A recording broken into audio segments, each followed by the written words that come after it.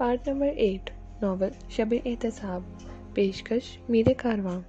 अगर आपने हमारे YouTube चैनल को अब तक सब्सक्राइब नहीं किया तो बराए मेहरबानी इसको सब्सक्राइब करें। हमारी वीडियोस पसंद आए तो उन्हें लाइक, शेयर और कमेंट ज़रूर करें। तुम खुश नहीं हो शहनाज? नहीं, मैं तो बहुत खुश हूँ, शहनाज ने जवाब दिया। मुझे तो तुम खुश और मुतमईन नहीं लगती।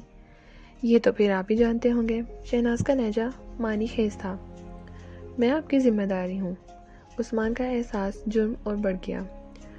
वो तो मैं समझ रहा हूँ, लेकिन इस मसले को हल भी तो करना होगा। कोई हल तो होगा इसका। होना तो चाहिए। मैं समझता हूँ कि तुम मेरी मदद कर सकती हो। मैं महसूस करता हूँ कि तुम मुझे ताउन नहीं करती, तुम मेरे साथ शामिल नहीं होती। मैं इससे इनकार नहीं करूँगी, लेकिन इसमें मेरा कसूर नहीं। आप समझने की कोशिश करें। ऐसे दो अफराद का तस्वुर करें जो टेबल टेनिस खेल रहे हों और उनमें से एक ऐसा है जो खेलना नहीं चाह रहा है मगर दूसरे की खातिर हाथ में रैकेट लिए खड़ा है। ऐसी सूरत में क्या होगा? उस्मान की समझ में बात पूरी तरह आ गई। तुम ठीक कह रही हो, इस सूरत में खेल नहीं होना चाहिए, लेकिन मसला ये है कि मैंने तुम्हारे अंदर कभी आमादगी महसूस नहीं की है।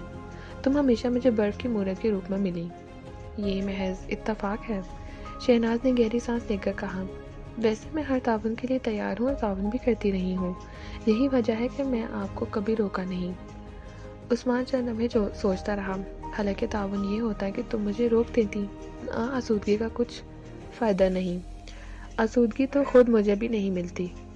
मैं हमेशा ये सोचती रही कि इसमें आपकी दिल आज़ारी होगी। इस अंदाज में मत सोचो। तुम मुझे रोक सकती हो, ये तुम्हारा हक है, और दूसरी तरफ तुम मुतालबा करने का भी हक रखती हो। उस्मान ने कहा, और हाँ, एक और ताउन भी तुम मुझसे कर सकती हो। आप बताएं। वो ये कि जब तुम्हारे यहाँ आमादगी हो तो मुझे बता दो। शहनाज ने दोनों हाथों से चेहरा छुपा लिया। ये कैसी बातें कर रहे हैं? ये तो बेशर्मी होगी। प्लीज़ मेरी खातिर, उस्मान ने इल्तिजा की। और फिर मुंह से कहना ज़रूरी तो नहीं, इजहार के और भी तरीके हैं। अच्छा ठीक है। उस्मान इस गुफ्तगू के बाद मुतमईन हो गया, लेकिन वो तमानियत की आर्जी ही साबित हुई। अब वो बस यही कह सकता था कि शायद इन दोनों के सितारे नहीं मिल रहे हैं। मनवी अंदाज में वो सोचना नहीं चाहता था, वरना हकीकत ये थी कि जब वो बेहद थका हुआ होता या तबीयत ख़राब होती या वो डिप्रेशन से दो चार होता तो शहनाज आमादगी जाहिर करती। नतीजा अब पहले से भी ख़राब निकलता था। ये दिन शहनाज ने कह दिया, आप बहुत बदल गए हैं। आपको अब मुझ में कशिश महसूस नहीं होती। आपका दिल भर गया है मुझसे। उस्मान बेबसी से उसे देखता रहा। ये मत कहो, मेरी मोहब्बत कम नहीं हुई, बढ़ी है। क्या वो घड़ी अब तुम्हें ये बात याद ही रहती नहीं है? ये तो बेबस बेजान है, तोते की तरह रटा रटाया सबक दोहराती रहती है। ऐसा मत कहो, वो मेरे दिल की आवाज़ है जिसे मुनासिब और मौसम लफ्ज़ नहीं मिलते। अब वो सही मानों में परेशान था और इसका कोई हल उसे नज़र नहीं आ रहा था। इंतकाम जैसा कोई ताकतवर जज्बा फितरत से साज़बाज़ करता है तो औरत की निस्वानी सूझबूझ बहुत बढ़ जाती है। ये बात शहनाज ने सुहाग रात को ही साबित कर दी थी। वो एक कसीरुल मकासिद और कसीरुल नताइज जंग लड़ रही थी। पहले ही मरहले में उसने उस्मान को एहसास से महरूमी, एहसास से जुर्म और शर्मिंदगी से दो चार कर दिया था। इनमें एहसास से महरूमी सबसे ख़तरनाक और मुज़र था। आदमी सब कुछ पाले लेकिन उसे कुछ भी ना मिले तो उसकी अजियत की कोई हद नहीं होती, और ये अजियत सबसे ज़्यादा दिमाग पर असरअंदाज होती है। सोचने समझने और फैसले करने की क़ुव्वत बुरी तरह मुतासिर होती है। एहसास महरूमी मुसलसल रहे तो फिर ये क़ुव्वतें ख़त्म होती चली जाती हैं। शहनाज जानती थी कि उस्मान को नाकाबिले तलाफ़ी नुकसान पहुँच रहा है। उनके दरमियान इस मसले पर गुफ्तगू भी हुई थी और ये तय पाया था कि वो खुद भी ज़रूरत का इजहार कर सकती है। यूँ उसे एक और हथियार मैसर आ गया था। जिस दिन वो उसे थका हुआ या डिप्रेस नज़र आता वो जाती और उसके गले में बाहें डाल देती। कभी वो उसका हाथ थामा लेती और उसे पिघला देने वाली निगाहों से तकने लगती। वो राग़िब हो जाता और ना होने के बावजूद उसकी ख्वाहिश का एहतराम करता। इस ख्वाहिश का एहतराम जो बची नहीं, महज ऊपरी होती थी। नतीजा जाहिर है कि अच्छा नहीं निकल सकता था। वो ये सोचकर मुस्कुरा दी। उसे अपनी ही दी हुई मिसाल याद आ गई। उसने इसमें तरमीम कर डाली। अब यूँ होता है कि वो ऐसे खिलाड़ी टेबल टेनिस खेल रहे होते हैं जो खेलना नहीं चाहते, एक नहीं दोनों खिलाड़ी। सूरत हाल पहले से ख़राब हो गई थी। फिर ये सोचकर उसे गुस्सा आने लगता कि उस्मान कैसा मर्द है। उसके रद्द करने पर भी अपनी ख्वाहिश से दस्तबरदार हो जाता है। اور اس کی خواہش کا ہر حال میں احترام کرتا ہے۔ مرد ایسے تو نہیں ہوتے، وہ تو اپنی مرضی کرتے ہیں، وہ تو منہ زور گھوڑی کو بھی رام کر لیتے ہیں، اور وہ بھی محض طاقت کے بل پر۔ مرد ایسے تو نہیں ہوتے۔ خود شہناز پر بھی کبھی کبھی دورے پڑتے، کبھی کبھی یوں ہوتا کہ اس کا دل عثمان کے قرب کے لیے مچلنے لگتا، اسے اس پر ٹوٹ کر پیارا تو اسے محسوس ہوتا کہ وہ اس سے محبت کرنے لگی ہے۔ ایسے میں وہ خود کو باندھ کر رکھتی، یاد کرتی کہ وہ اس کے اور مشکور کے ساتھ کیا کر چکا ہے۔ ایسے میں وہ خود پر اس کی نفرت اور شدت سے طاری کرنے کی کوشش کرتی۔ ایک رات عثمان نے اس کے قریب ہونے کی کوشش کی، اس نے سر اٹھا کر دیکھا، عثمان کا چہرہ طلب کی شدت سے تمتما رہا تھا، آنکھوں میں خوبصورت سی وحشت کروٹیں لے رہی تھیں، اس کے ہاتھ خواہش کی آگ میں تڑپ رہے تھے۔ اس روز عجیب بات ہوئی، عثمان نے اسے چھوا تو اس کے وجود میں جیسے جھماکے سے ہونے لگے، پھلجھڑیاں سی پھوٹنے لگی۔ ایک جانی پہچانی خواہش نے اس کے پورے وجود کو جیسے جکڑ لیا، بس دماغ نہ جانے کیسے اس گرفت سے آزاد رہ گیا، اور دماغ بھی وہ جس نے اس ہنگامی صورتحال میں بہت تیزی سے کام کرنا شروع کر دیا، اور اس دماغ نے اسے بچا لیا۔ اسے احساس ہوا کہ اس نیمز نے اس کے وجود کو دہکا دیا ہے، اس کا جسم کا ٹیمپریچر بڑھ رہا تھا، سانسیں بوجھل اور بے ترتیب ہونے لگیں۔ وہ جانتی تھی کہ ابھی عثمان کو اس کا ہاتھ سرد لگ رہا ہوگا، اس کے جسم کی حرارت ابھی عثمان کے جسم کی حرارت سے کم تھی، لیکن بتدریج بڑھ رہی تھی۔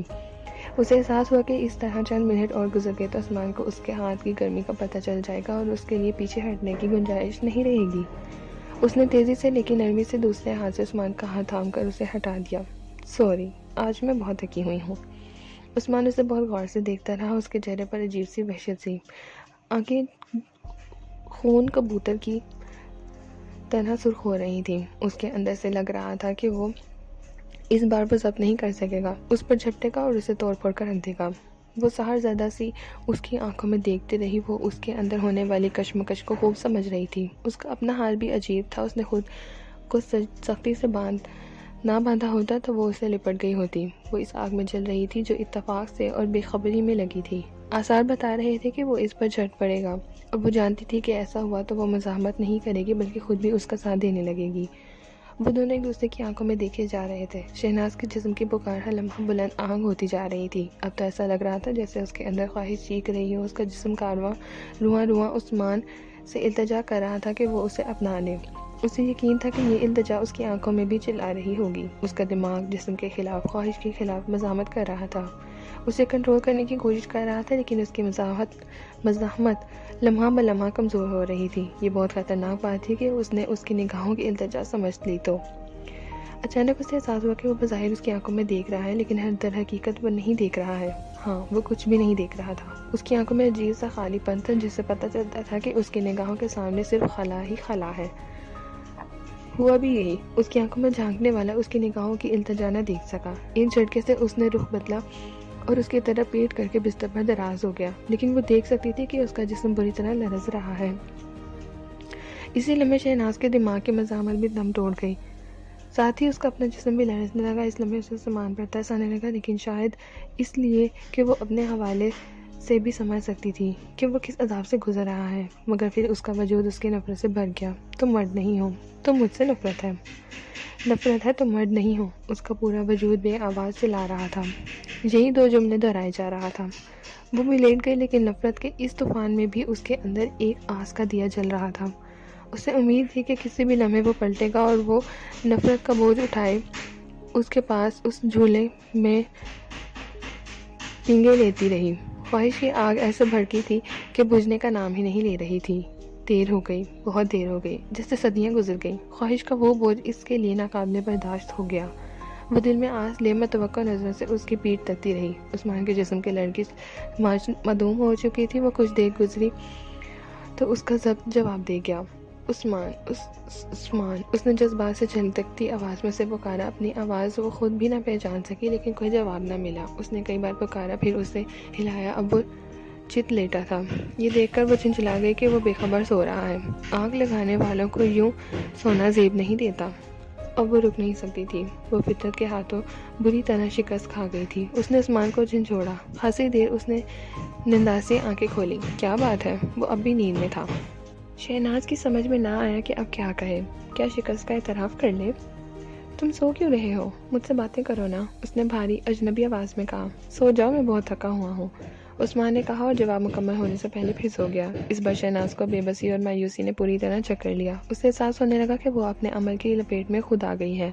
اب تک وہ خود تکلیف اٹھائے بغیر عثمان کے لیے جس قرب کا سامان کرتی رہی تھی، اندازہ ہو رہا تھا کہ اب اسے بھی وہ قرب برداشت کرنا پڑے گا، بلکہ اس پہلے ہی موقع پر تو اس کا قرب عثمان کے قرب سے بہت زیادہ ہو گیا تھا۔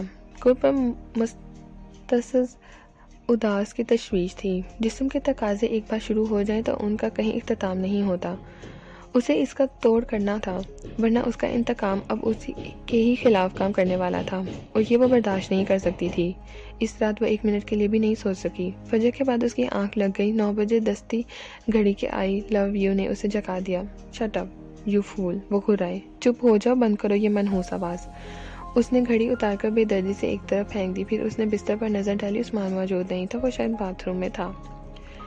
اس خبر نے عثمان حفیظ کی سب کلفتیں دور کر دیں، سب اذیتیں دھو ڈالیں کہ وہ باپ بننے والا ہے۔ سب کچھ جیسے جادو کے زور سے بدل گیا، لیکن نہیں بدلا، کچھ بھی نہیں، بس بے اثر ہو کر رہ گیا تھا۔ وہی شہناز کے رویوں کی دھوپ چھاؤں تھی، جس میں چھاؤں بہت کم اور دھوپ بہت زیادہ تھی۔